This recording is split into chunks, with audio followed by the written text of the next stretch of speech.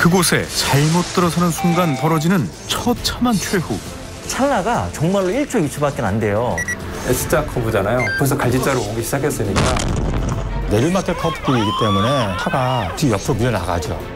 이 모든 위험천만한 사고가 일어난 곳은 바로 곡선 구간. 반드시 존재하는 곡선 구간을 안전하게 빠져나가기 위해서는 꼭 지켜야 할 법칙과 절대 해서는 안 되는 행동이 있습니다. 아들을 학교에 데려다주던 길 날벼락 같은 사고를 당했답니다. 큰 바위 같은 거 막 이제 오는 그런 느낌이었죠. 설마 여기까지 올까 이제 생각은 이제 했죠. 근데 계속 밀려서 오더라고요. 그 차가 빙빙 돌면서 제 눈앞에까지 오길래 아 이제 죽었구나 이제. 위기를 먼저 알아차린 건 아들이었습니다. 오, 저 사 왔다.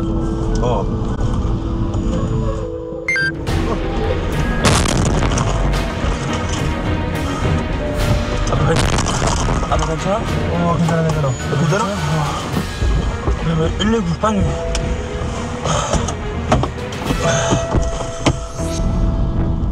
저 멀리 반대편 차로 곡선 구간에서 미끄러진 버스. 위험을 인지하고 차를 세웠지만 버스가 중앙선을 넘어 부자가 탄 차를 덮칩니다. 마치 드리프트를 하듯 한 바퀴 돌면서 버스 뒷부분이 지부자 차량과 충돌. 건너편 벽에 또 한 번 부딪힙니다. 부딪히는 순간에는 죽는구나 하는 생각을 했는데 쿵 하고서 정신 차려보니까 차가 저쪽 구석에 처박혀 있더라고요. 저 반대편에. 천만다행으로 아들도 제보자도 큰 외상은 없었습니다. 그 버스에 뭐 승객이나 이런 몇 분은 되셨던 것 같아요. 완전 비차는 아니었었고 뭐 다치거나 승객 네 그런 분은 없었어요. 버스가 미끄러진 곳은 내리막인 동시에 S자 곡선 구간입니다. 미리 속도를 줄이고 주의 운전을 반드시 해야 하는 곳이죠. 자연스럽게 속도가 나는 그런 길이에요. 거기가. 브레이크 안 잡으면은 뭐 80, 90까지는 그냥 나오는 길이에요. 사고 당일은 비가 내렸는데도 불구하고 곡선 구간을 빠르게 통과하다 중심을 잃은 버스. 결국 처참한 결과를 낳고 말았습니다. 뒷공무니가 우리 차하고 정면으로 부딪혔어요. 차가 그 차체가 이제 높다 보니까 엔진이 이제 완전히 주저앉아 버렸죠. 그래서 이제 차는 폐차를 해야 된다고 못 살린다고 하더라고요. 사고 충격으로 한 달 이상 운전대를 못 잡았다는 제보자. 새로운 버릇도 생겼답니다. 1차선으로 잘 안 가요. 넘어오면 1차선 쪽 일단 제일 사고 나기 쉽잖아요. 반대편에서 넘어오면은. 그렇기 때문에 좀 빠져서 가는 쪽이죠. 1차로를 달리던 SUV가 갑자기 미끄러지더니 3차로를 달리던 승용차를 덮칩니다. 심지어 승용차를 들이받고 전도되고 말았는데요. 극커브도 아닌 구간에서 SUV는 대체 왜 중심을 잃었던 걸까요? 완만한 커브기는 한데요. 속도가 빠르다 보니까 핸들을 조금 이렇게 잘못 하다 보면 그러면 휘청하거든요. 잘 가다가 난데없이 대형 사고를 낸 건 무모한 질주 때문이었습니다. 제한 속도는 80입니다. 속도가 좀 빠르셨어요. 한 130, 140은 되셨던 것 같아요. 브레이크 등이 불이 안 들어오고 가속 페달을 계속 밟으면서 코너를 돌거든요. 그런데 SUV의 위험천만한 주행은 한참 전부터 시작됐답니다. 저보다 한참 뒤에 있었거든요. 저 뒤에서부터 다른 차량들을 좀 급하게 이렇게 추월을 하면서 이렇게 좀 빠른 속도로 왔거든요. 바로 뒤따르던 제보자는 여러 번 가슴을 쓸어내렸답니다. 바로 제 앞에서 일어난 사고라서 그 뒤쪽으로 차량들이 여러 대 있었으니까 다중추돌 사고도 충분히 일어날 수 있는 상황이어서 되게 깜짝 놀랐죠. 진짜 봉변이죠. 다행히 그 뒷좌석 쪽을 충격해서 그렇지 그 운전석 쪽 바로 충격을 했다 그러면 정말 더 큰 사고가 나지 않았을까. 혹시 음주 사고였어요? 그런 거는 이제 뭐 특이점은 없고요. 아, 네. 저희 현장 도착했을 때 요구자들이 자력 탈출해 있어가지고 뭐 차량에서 막 끼어서 고립됐다든지 그런 한전 요구조자는 없어가지고. 다행히 큰 인명피해는 없었지만 제한 속도를 어기는 순간 안전한 곡선 구간은 없다는 걸 잊지 말아야겠습니다. 모든 도로에는 설계 기준에 따라 제한 속도를 설정합니다. 특히 원심력의 영향을 받는 곡선 구간에서는 과속도 금물이지만 절대 해서는 안 되는 행동이 또 있습니다. 제한 속도가 시속 40km인 램프 구간에 제보자 차량이 서서히 진입합니다. 그런데 그 순간 승용차 한 대가 추월을 합니다. 그리고 앞서 달리던 덤프트럭을 피해서 차로 변경까지 하는데요. 그러다 결국 미끄러지면서 가드레일을 들이받습니다.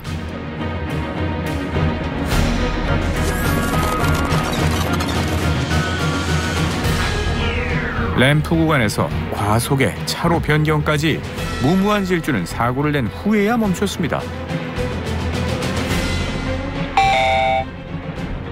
상당히 급하다는 느낌을 받았어, 저도요. 40km를 제가 가고 있는데 추월하려고 그러면 보통 이제 20km를 넘겨야 되는데 70km 넘었을 것 같은 생각이 들어요. 제보자 뒤를 천천히 따라왔던 사고 차량. 그런데 절대 감속을 해야 하는 램프 구간에 들어서자마자 오히려 가속을 한 겁니다. 제보자는 사고를 목격하는 순간 오로지 한 가지 생각뿐이었다는데요. 전날에 눈이 좀 왔으니까 길이 좀 미끄러울 수도 있다 하니까 저도 사실은 좀 아주 고도에 집중을 했죠. 뒤를 보니까 차가 줄줄 따라오고 있었거든요. 뒤에 차들이. 그래서 급브레이크 밟을 수 없고. 사고가 난 램프 구간에는 속도를 줄이고 천천히 조심해서 통과해야 한다는 주의 표지판이 수없이 많이 존재했습니다. 그런데 이를 무시한 차량은 결국 사고를 내고 말았고 제보자는 침착하게 사고 현장을 빠져나간 후 신고를 했답니다.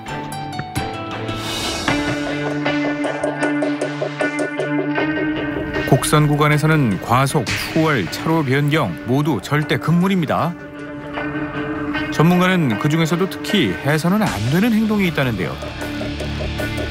차로 변경 중에서도 바깥에서 안쪽으로 차로를 바꾸는 건 훨씬 위험하답니다. 원심력을 받고 있는데 원심력을 더 크게 받는다는 거예요. 그러니까 조향핸들은 더 꺾어야 되죠. 그러니까 접지력이 상당히 떨어진 조건이고 원심력은 커졌다라는 거예요. 그러니까 그 다음에 일어나는 것들은 사고 현상이 그냥 이어지게 되는 거죠. 높이가 다른 두 구간을 경사로로 이어놓은 곳이 바로 램프 구간입니다. 경사의 곡선이 심하기 때문에 늘 절대 감속이 중요한데 특히 겨울철에는 더 주의해야겠죠. 램프 구간은 대부분이 교량 구간이 많거든요. 교량 구간은 더 쉽게 빨리 얼어요. 얼어버리면 타이어가 접지력이 달라져요. 그래서 좌우 바퀴가 이게 지나가는 궤적이 접지력이 서로 달라버리면 차가 이제 회전해 버리는 거거든요. 원심력이 차를 지배해버리면 운전자가 스스로 제어를 못해요. 무조건 제한 속도 유지. 그것만이 답입니다. 그런데 만약 곡선 구간에서 미끄러진다면 어떻게 대처해야 할까요? 톨게이트를 통과한 차량이 램프 구간에 진입합니다. 그런데 얼마 못 가 가로로 도로를 막고선 화물차와 마주하는데요. 다행히 제보자는 화물차와 충돌 직전에 멈춰섰습니다. 바로 뒤따라오던 승용차 역시 아슬아슬하게 제동에 성공합니다. 하지만 뒤에 오던 차들은 줄줄이 미끄러지면서 연쇄 추돌 사고로 이어지고 말았는데요. 브레이크를 밟아도 소용이 없었답니다. 비가 오고 난 후는 맞았고요. 그때 당시 비가 오고 있는 상태는 아니었는데 브레이크를 서서히 밟으면서 속도를 줄이는데 멈추지를 않는다는 느낌을 받았어요. 그래서 브레이크를 꽉 밟았는데도 이제 계속 이게 밀려서 미끌려 가더라고요. 그래서 아, 바닥이 좀 미끄럽구나. 새벽에 내린 비로 노면이 미끄러웠던 겁니다. 제동이 제대로 안 됐지만 끝까지 강하게 브레이크를 밟고 있었다는 제보자. 놀라고 가까이 다가오면서 아 내가 이대로 부딪히겠구나 이 생각을 했었거든요. 다행히 진짜 아주 근접한 상황에서 차량이 멈춰가지고 사고는 피할 수 있었던 것 같아요. 약간 ABS가 작동이 돼서 그런지 이제 약간 차가 드드득거리는 그런 느낌이 있었거든요. 미리 감속해서 곡선 구간에 진입하는 것이 가장 우선이지만 이미 미끄러졌다면 대처법도 중요하겠죠. 많이 미끄러지고 있는데 핸들 잘못 꺾어버리면 더 스핀이 날 수도 있고요.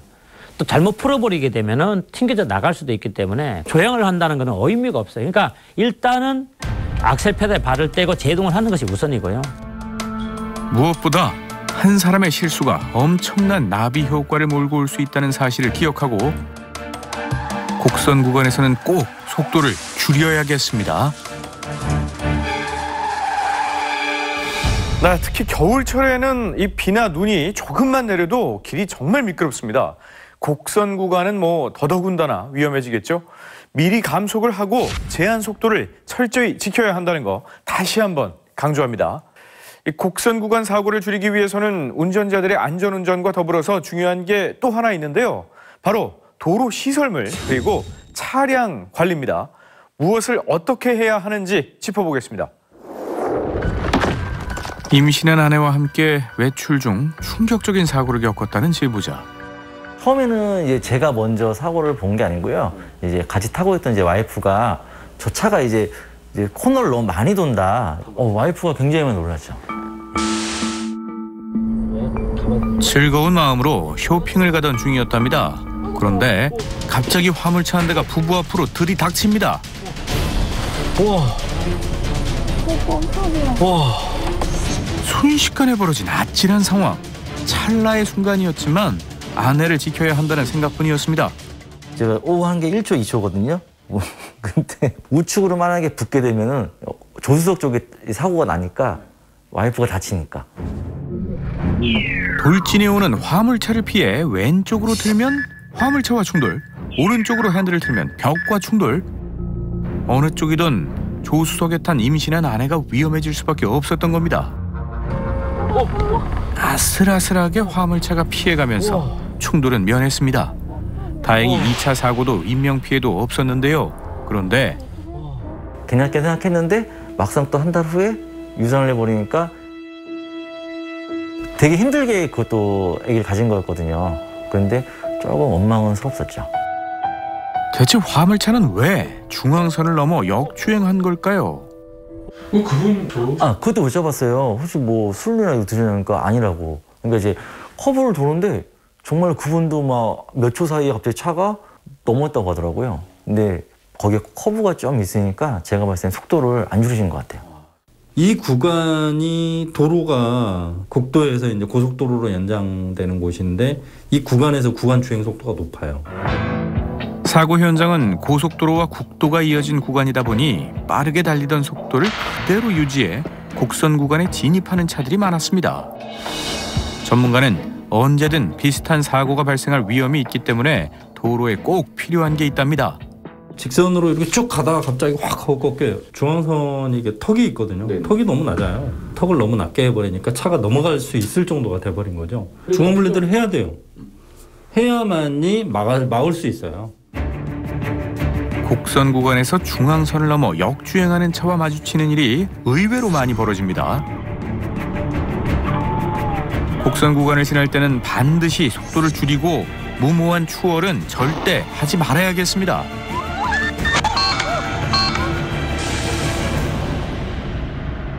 제주도로 여행 간 제보자가 여유롭게 드라이브를 즐깁니다. 그런데 갑자기 곡선 구간에서 미끄러지면서 오른쪽 벽면에 충돌하고 마는데요. 여행 온 기분에 들떠 속도를 낸 탓일까요? 아니면 혹시 맞은편에서 오던 차를 피하려다 미끄러진 걸까요? 이때 거의 핸들링이 조향 자체가 안 됐던 것 같아요. 더 좌쪽으로 꺾여야 되는데 안 꺾이고 차도 지멋대로 움직이고 그래서 공기압이 부족하다는 그런 경고판이 떴었는데 그냥 무시했었죠. 타이어 공기압이 부족했다고요? 차를 렌트했을 당시 우측 뒷바퀴에 공기압이 부족하다고 경고등이 떴음에도 아무런 조치를 하지 않은 겁니다. 실제 직선 구간에서는 문제가 없었다는데요. 그런데 곡선 구간에 들어서자마자 속수무책으로 미끄러지고 만 겁니다. 엄청 주의를 기울일 만한 식의 어떤 그런 게 아니라 그냥 공기압이 좀 낮은 상태입니다. 그렇게 저는 이해를 해가지고 그냥 탔는데 어쨌든 사고는 피할 수가 없다라고 생각을 해서 최대한 피해를 최소화하는 방식으로 운전을 해야겠다 생각을 했죠. 도로 옆 벽에 일부러 부딪혀서 속도를 줄인 후 브레이크를 밟아 겨우 차를 세웠다는 제보자. 다행히 큰 부상은 없었습니다. 사고 직후 공기압이 부족했던 타이어가 완전히 내려앉은 것을 확인할 수 있었답니다. 타이어 공기압이 부족한 상태에서 곡선 구간을 통과하는 것이 얼마나 위험할까요? 제작진이 직접 동승해 알아봤습니다. 30km대 공기압이 빠져있죠. 30km, 35km대입니다. 커브길을 타겠어요. 그래도 밀린다. 약간 밀리는 게 느껴지죠. 이어서 60 들어갑니다.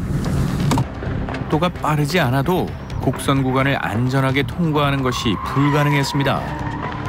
속도를 높여 곡선 구간에 진입하자마자 핸들 조작이 제대로 안 됩니다. 장애물을 피하는 건 불가능. 미끄러지는 정도도 훨씬 컸습니다. 공기압이 빠져있는 상태에서는 가운데 부분은 압력이 없잖아요. 얘는 눌러지지만 얘는 떠있는 상태라고 보시면 돼요. 바닥이 닿아야 되는 부분이 이 측면이 닿아서 간다는 거예요. 이 측면은 보시면 알겠지만 얇은 부분이고 접지력이 상관이 있고 이런 게 아니라 배수력 장치도 없죠. 그러니까 제동을 하더라도 제동도 안 되고 획하고 돌아가게 되는 현상이 나오는 겁니다. 특히 기온이 낮아지면 공기압 손실이 발생하기 때문에 겨울철에는 적정 공기압보다 10% 높게 넣는 것이 좋다고 합니다. 곡선 구간이 더욱더 위험해지는 겨울철입니다. 한번 미끄러지면 그 어떤 첨단 장치도 소용이 없습니다. 안전하게 곡선 구간을 통과하는 가장 확실한 방법은요, 미리 속도를 줄이고 제한 속도를 지키는 것뿐이라는 사실 명심하시기 바랍니다.